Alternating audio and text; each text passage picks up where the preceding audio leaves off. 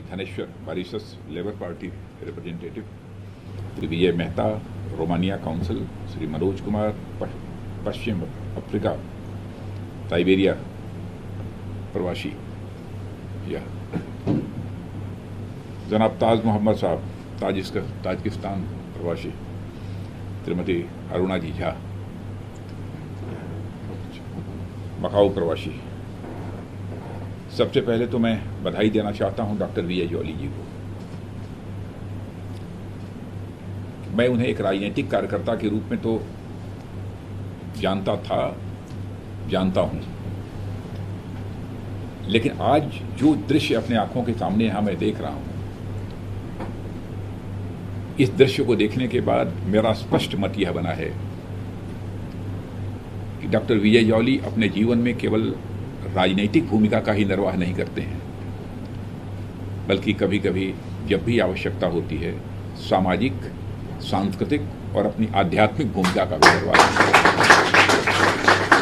हैं। सचमुच उस सामाजिक, सांस्कृतिक और आध्यात्मिक भूमिका का इन्होंने निर्वाह किया है।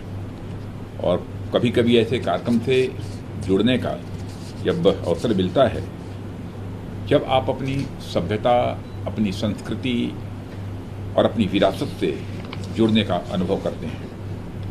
और मैं मानता हूं कि आज का कार्यक्रम कुछ ऐसा ही यह कार्यक्रम है।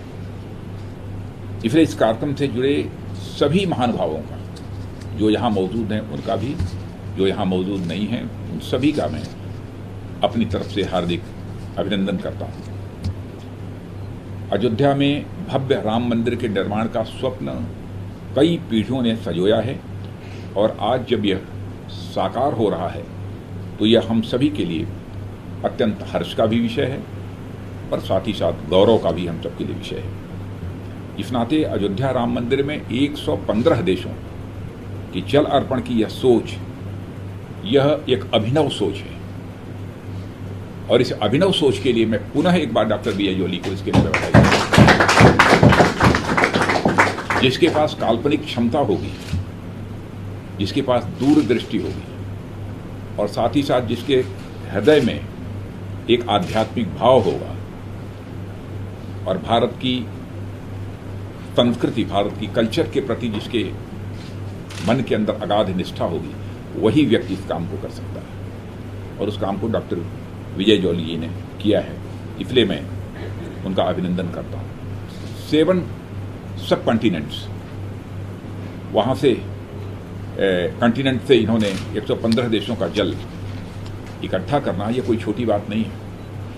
और मैं तो कहना चाहता हूं कि लगभग 192 देश सारी दुनिया में हैं। 77 कंट्रीज और छूट रही हैं। 77 कंट्रीज और छूट रही हैं। मुझे पक्का विश्वास है, आज मैं कह रहा हूं, और बिल्कुल एक ईश्वरीय प्रेरणा से यह बात मैं कह रहा हूं, शायद आगामी मंदिर निर्माण होते होते या जिस दिन बन जाएगा उस दिन तक 77 कंट्रीज से भी जो है जल फिर से यहाँ पर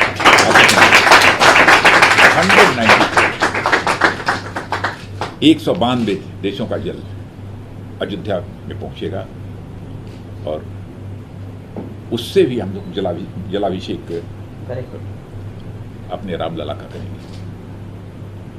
और रामलला इस काम को पूरा करने की पूरी क्षमता आपके अंदर दे रखी है, और इसको करना ही करना है, अब चाहे जैसे करना है। और आपको शायद अनुमान नहीं होगा कि बजरंगबली जी का अंश आ गए। आप वो 7 समुद्र क्या लाए थे जी, ये 115 नदियों का लाए। मैं सचमुच आपकी सांस्कृतिक सोच, जो कल्चरल आपकी थॉट है, उसकी मैं सराहना इसलिए मैं करना चाहता हूँ।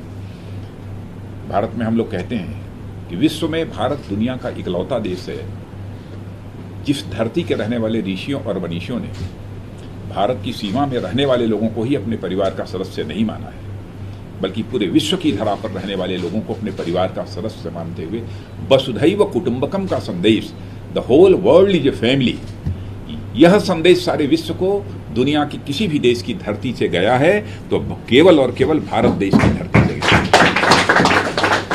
और इसीलिए भारत की माँ की कोख से पैदा होने के कारण, भारत की मिट्टी में खेल कूद कर बड़ा होने के कारण, भारत का नदियों का पानी पीने के कारण ही शायद आपको यह प्रेरणा प्राप्त हुई है कि जो भारत सारे विश्व को अपना परिवार मानता है, तो आज हमारे सबसे बड़े एक सांस्कृतिक प्रतीक उनको कह लीजिए, आध्यात्मिक प्रतीक कह लीजिए, जो भी कहना, मर्यादा पुरुषोत्तम भगवान राम अथवा रामलला जिनका भव्य राम मंदिर का निर्माण हो रहा है, तो सारे विश्व से जल वहां पर आना चाहिए और उससे उनका जलाभिषेक होना चाहिए, अथवा उस निर्माण में उस जल का भी उपयोग होना चाहिए। यह सोच इसी कारण आई है। वसुधैव कुटुंबकम, सारा विश्व हमारा परिवार है। तो भारत में आस्था के इतने बड़े केंद्र के लिए इतना बड़ा अभियान चलाया जा रहा है, तो उसमें सारे विश्व का जल आना चाहिए। इसी सोच के आधार पर आपने इस कार्य को प्रारंभ किया है।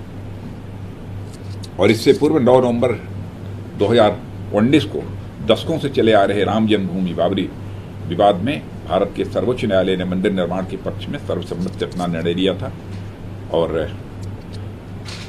उसके परिणाम स्वरूप आज ये मंदिर बन रहा है। सबसे बड़ी बात, हिंसा का सहारा भारतवासियों ने नहीं लिया,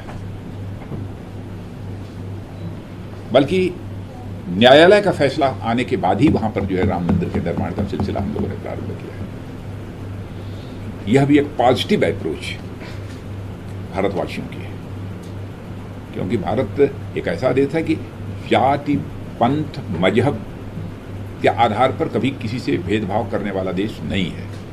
कास्ट, क्रीड, रिलीजन के बेसिस पर हम किसी भी प्रकार का डिस्क्रिमिनेशन नहीं करते हैं। यह भारत की सोच है। क्यों? क्योंकि भारत के ही ऋषियों और मनीषियों ने कहा है, यत पिंडे तत् ब्रह्मांडे, जो पिंड में है वही ब्रह्मांड में है, जो जड़ में है वही चेतन में है, जो सूक्ष्म में है वही विवर्त में है, जो छोटे में है वही बड़े में है, जो मेरे में है वही तेरे में है। इसीलिए हम लोग किसी से भेदभाव नहीं करते। इसी सोच ने आपको प्रेरित किया है इस काम को करने के लिए। बहुत उत्कृष्ट कार्य किया है, और इसके लिए मैं पुनः आपको बधाई देना चाहता हूँ। और जो मैंने याद आपको दिलाया कि 77 कंट्रीज, 77 देशों में बचे हैं, और मैं जानता हूँ, ये मैं कह रहा हूँ तो बहुत मुझे पक्का विश्वास है कि ये पूरा होगा। जरूर लाएंगे, पक्का ये पूरा होगा डॉक्टर जी। कई नदियां तो कई देशों में, और जब इसका कार्यक्रम होगा तो मैं भी उस कार्यक्रम में भाग लेने के लिए मैं भी चलूंगा।